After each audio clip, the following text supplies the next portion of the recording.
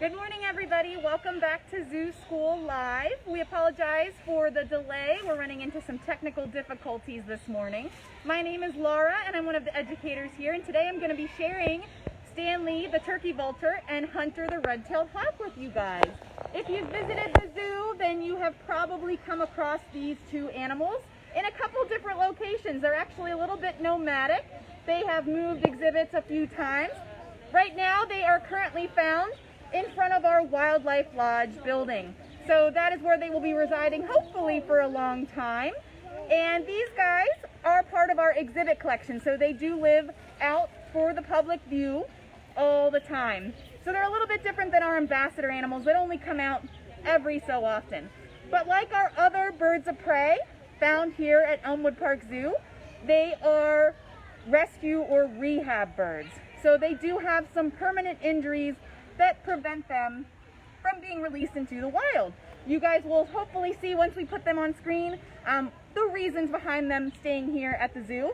But we provide an opportunity for these animals to kind of have a second chance at life. They help us to teach, they help us to share their amazing species with people and hopefully protect their counterparts in the wild. So I am going to show you guys just a few little artifacts here. We're talking about birds of prey. So in order to be classified as a bird of prey, they have to have a few different things. So first of all, birds are going to be covered with feathers. So I have a couple examples of feathers here. This one here is from a red-tailed hawk. We have two from a red-tailed hawk. So Hunter, the bird we're going to look at, is a red-tailed hawk. They have this beautiful colored tail, hence the name. And then they also have this kind of brown and white and tan pattern on their wing feathers to help them camouflage. And then this feather here is from a vulture. So Stan is a turkey vulture. They have a huge wingspan with very strong, stiff feathers to help them to fly. So all of our birds of prey are going to be covered in feathers like other types of birds. They're also going to have some pretty sharp claws. We call these talons. And talons are going to be used for gripping their perches as well as hunting for their food. Now on top of those sharp claws that we call talons, they're going to have a sharp hooked beak. So this is a replica of an eagle skull, a little bit bigger than our birds we're going to be looking at today, but you can see it has a nice hook on the end. This is going to act sort of like a fork and knife to help them rip and tear their food apart, because birds of prey are carnivores. They are hunters. They are going to catch their food and eat other animals.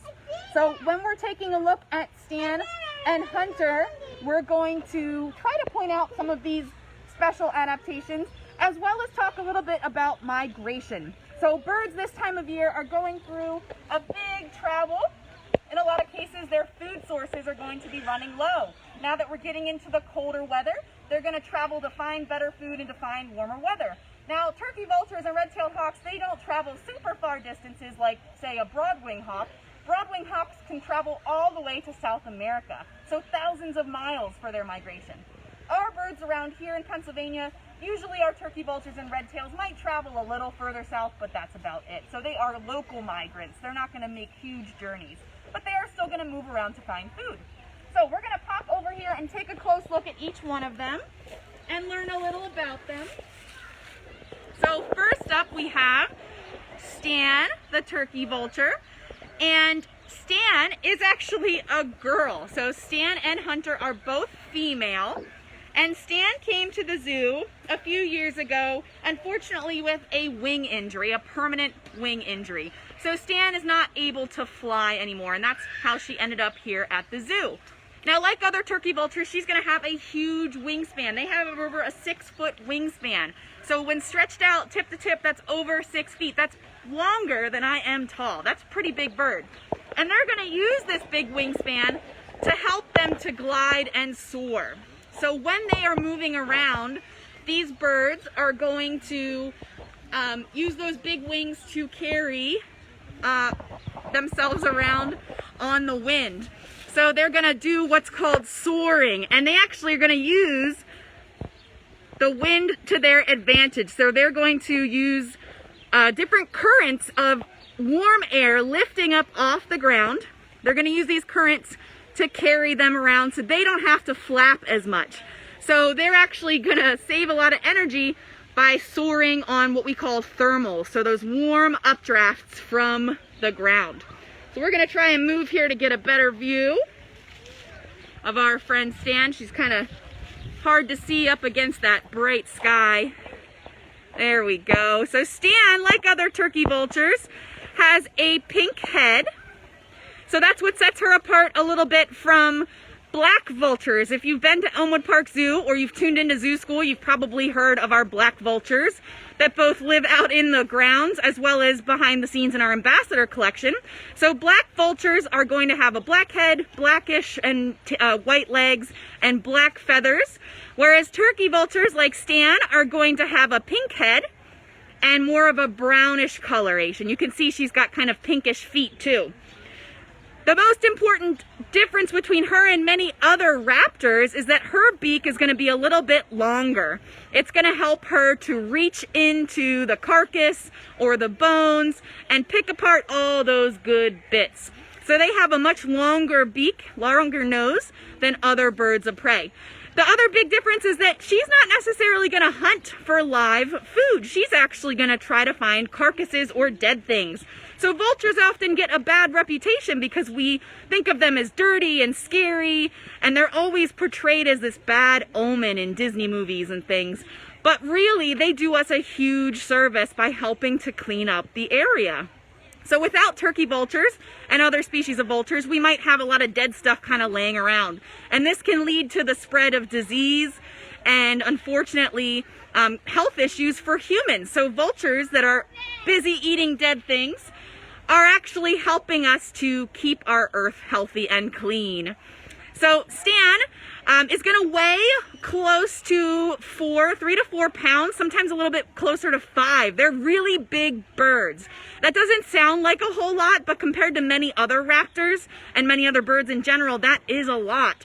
So that huge wingspan, that big body, they really need to use those gusts of wind, those thermals, to fly without wasting a lot of energy.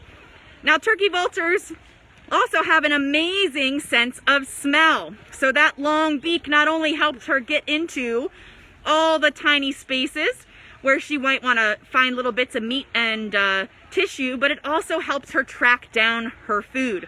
So most birds, and birds of prey included, don't have very good senses of smell. You know, they can taste things, but they can't smell super well.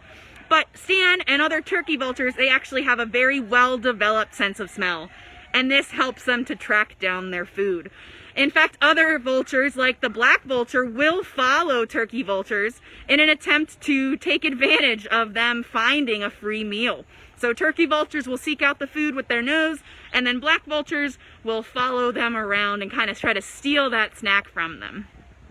So as I mentioned before, Stan, unfortunately, did suffer from a permanent wing injury, so she is not able to fly and cannot be released into the wild. And this is the case with a lot of our birds of prey here at the zoo. Pretty much all of our birds of prey on exhibit are rescue rehab birds. We're gonna move on over to Miss Hunter.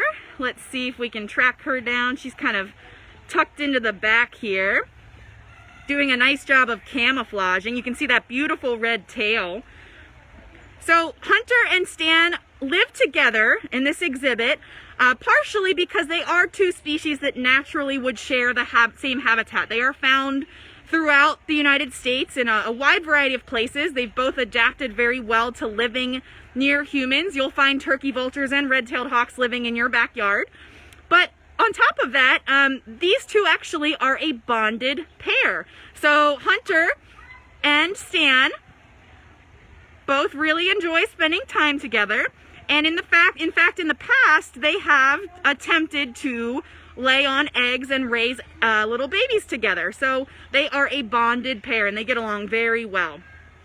Now, like other red-tailed hawks, Hunter would primarily be hunting during the daytime, and she would use her amazing eyesight. Now, unfortunately, Hunter is missing an eye, and that's why she's here at the zoo, because she's not able to see very well. But she still has all of those other adaptations to help make her a successful predator. So she's got a sharp hooked beak, she's got very sharp talons on her feet, and she also has some colors to help her blend in. So if you take a look at a red-tailed hawk's body, they're often going to have a very light colored belly and a very dark colored back and head. And this is because they are going to use different colors to hide in different areas. We call this counter coloring or counter shading. So when a hawk is flying way high above and an animal looks up, you'll just see that white underbelly, and that helps them to blend in with the bright colored sky. But if a hawk swoops down to grab a meal on the ground and a larger predator or another hawk is flying over top, it's going to look down at the dark ground and not see them as easily because of those dark feathers. So that counter coloring, that counter shading really helps them to blend in. So just like other raptors, as I mentioned, she's going to have those sharp claws. She's going to have a sharp hooked beak. These guys will eat just about any species of animal they come across. So they are going to hunt live prey. So she's going to prefer to eat things like mice and squirrels and rabbits. A little different from Stan, who's going to prefer to hunt things that are no longer alive, right? Vulture is going to be hunting for carrion, but red-tailed hawks are going to be hunting for living creatures.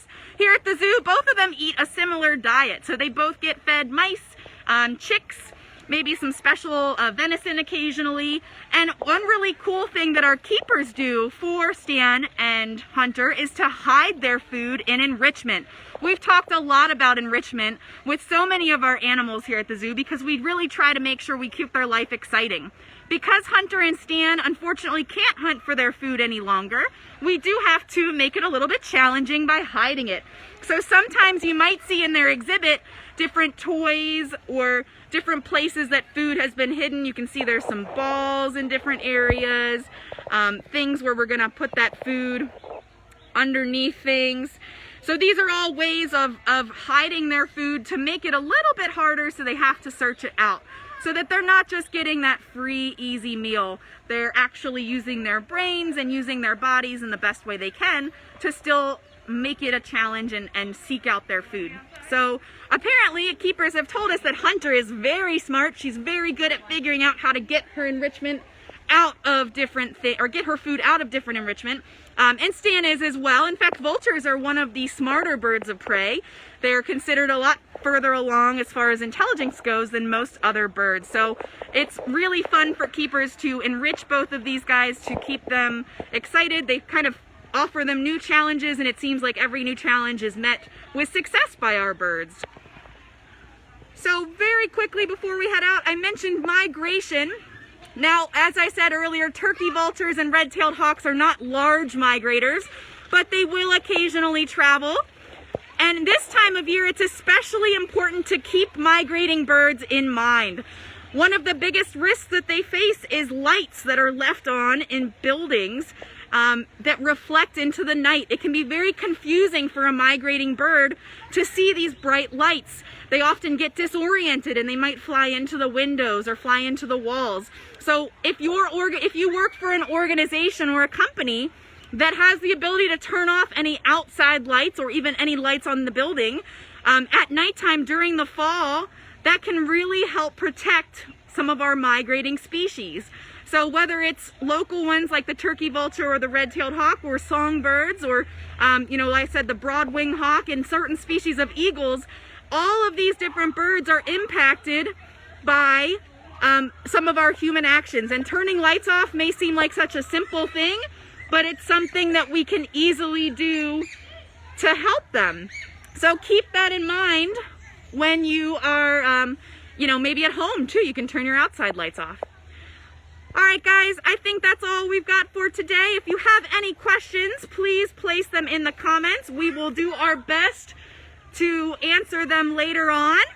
And I hope you guys enjoyed learning a little bit about Hunter and Stan. We really enjoyed sharing them with you today. Have a great rest of your day. Make sure you tune in on Tuesday for our next episode of Zoo School Live.